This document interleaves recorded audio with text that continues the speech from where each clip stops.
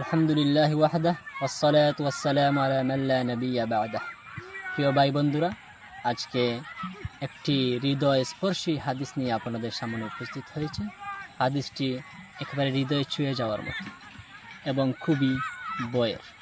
দুনিয়াতে আমরা কত কিছু করি, কিন্তু আমরা ভাবি না আখিরাতের জীবনে আমাদের কি পরিণতি হবে। প্রিয় ভাই, আমরা জানি দুনিয়াতে আমরা কাউকে প্রহার করি, কাউকে মারি, কাউকে গালি দেই, অন্যায়ভাবে কারো মাল আত্মসাৎ করি, এবং এই যে পাপগুলো প্রতিনিয়ত আমাদের সাথে ঘটে। কিন্তু অনেক সময় আছে যে যাকে আমরা গালি দিয়েছি তার কাছে গিয়ে বলি না, ভাই আমাকে মাফ করে দাও। যার মাল আমরা আত্মসাৎ করেছি, লজ্জায় অথবা অন্য কোনো কারণে আমরা গিয়ে বলি না যে আপনার সম্পদ অন্যায়ভাবে গ্রাস করেছি, ক্ষমা করে দাও। আসলে মানুষ মানুষের সম্পদ ভক্ষণ করে ধনী হয়, না আসলে কি সে ধনী? যদি আপনাদেরকে বলি, তোমরা কি জানো নিঃস্বকে, গরিবকে, অসহায়কে? হয়তো সবাই বলবেন। এবং আপনাদের মানুষ পরে যেটা উদিত হয় সেটা হলো যার সম্পদ নেই, যার টাকা পয়সা নেই, যার ধন দৌলত নেই, সেই তো অসহায়, সেই তো নিঃস্ব। আসলে না, আমরা একটি হাদিস শুনে আসি। যে হাদিসের কথা শুরুতে আমি বলেছিলাম, খুবই হৃদয়গ্রাহী। একদিন আল্লাহ রাসূল সাল্লাল্লাহু আলাইহি ওয়াসাল্লাম সাহাবায়ে কেরামের কাছে জানতে চাইলেন, আতাদরুনা মাল মুফলিস? হে আমার সাহাবায়ে কেরাম, তোমরা কি জানো মুফলিস কারা, নিঃস্ব কারা? সাহাবায়ে কেরাম আপনাদের মনে যা উদিত হয়েছে তারা তাদের সামনের দিকে দৃষ্টি দিয়ে দুনিয়ার প্রতি দৃষ্টি প্রসারিত করে উত্তর দিলেন, মান লা দিরহাম লাহু ওয়ালা মাতা। যার কোনো দিরহাম নেই, যার কাছে দামি আসবাবপত্র নেই, সেই তো মুফলিস, মানে অসহায়। রাসূলুল্লাহ সাল্লাল্লাহু আলাইহি সাল্লাম বললেন, প্রকৃত মুফলিস হলো ওই ব্যক্তি যে অনেক সালাত নিয়ে, অনেক নামাজ নিয়ে, অনেক যাকাত নিয়ে, অর্থাৎ সওয়াবের বিশাল ভান্ডার নিয়ে সে আল্লাহর দরবারে উপস্থিত হবে, এবং সাথে সাথে ওয়ায়াতি ওয়াকাদ শাতামা হাযা ওয়া কাযাফা হাযা ওয়া আকালা মাল হাযা, অর্থাৎ সাথে সাথে সে কাউকে গালি দিয়েছিল দুনিয়াতে থাকতে, কারো মাল অপহরণ করেছে, কারো উপর অপবাদ দিয়েছে, ইত্যাদি কিছু এমন গুনাহ যা বান্দার সাথে সম্পৃক্ত, যাকে আমরা হুকুকুল ইবাদ বলে চিনি।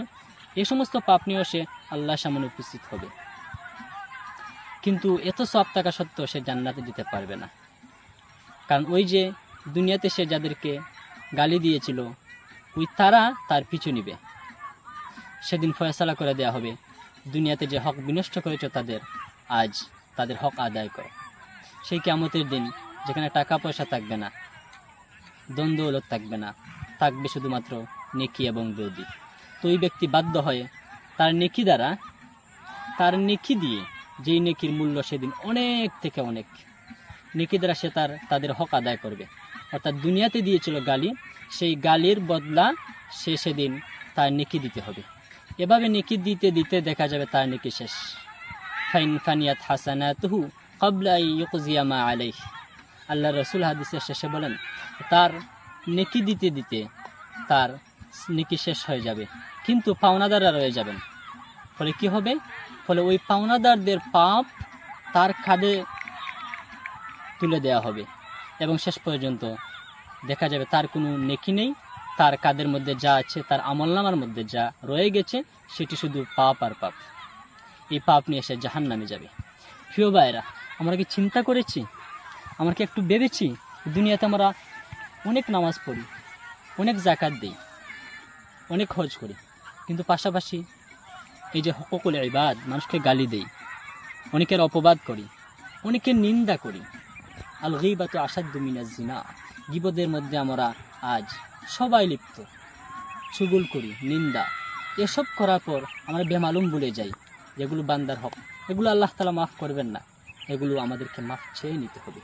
এই জন্য বান্দার সাথে সম্পৃক্ত এই যে গালি, মাল বক্ষণ, এতিমের সম্পদ বক্ষণ, নিন্দা করা, চুগল করি ইত্যাদি থেকে আমরা খুবই খুবই সতর্ক থাকব, এবং আল্লাহ তাআলার কাছে এগুলো থেকে আশ্রয় চাইব। এটুকুই বললাম। আল্লাহ তাআলা আমাদেরকে আমল করার তৌফিক দান করুন। আসসালামু আলাইকুম ওয়া রাহমাতুল্লাহি ওয়া বারাকাতুহু।